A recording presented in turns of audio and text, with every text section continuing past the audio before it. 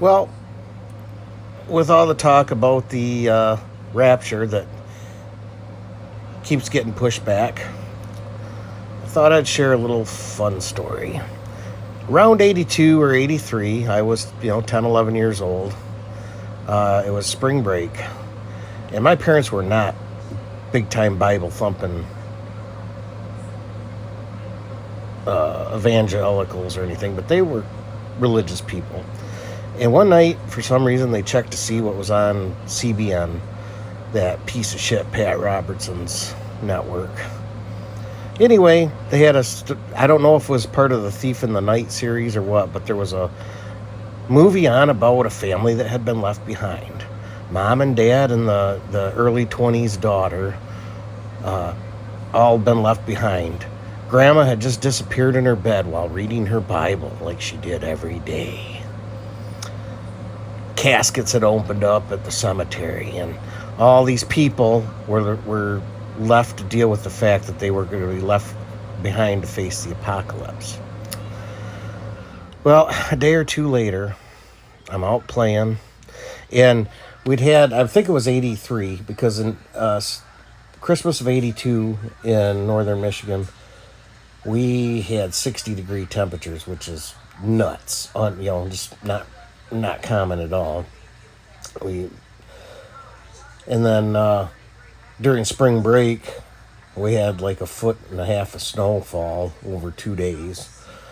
So I was out playing in the snow, and I came into the house, and my mom had been home, and the TV was on, the washer and dryer were both going, the ironing board was out, and there was sink full of dishes to be washed, and Mom was nowhere to be found, and the car was in the parking lot.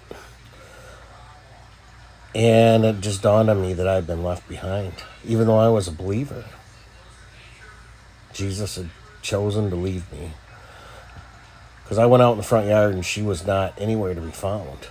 And I just started crying, screaming, and it felt like I was out there for minutes, but it's probably like 12 seconds, and Mrs. Bragan from across the street yelled at me and said, your mom walked down the street a couple minutes ago.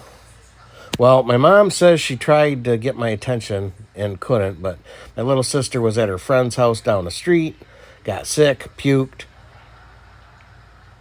Her mother called my mom, so my mom went down to get my sister. And turns out I was not left to face the apocalypse on my own. But now, as an adult, knowing that even faithful scholars believe that Revelations was written to help second century Christians who were waiting for the second coming of Christ to, kind of keep them in the fold and cheer them on.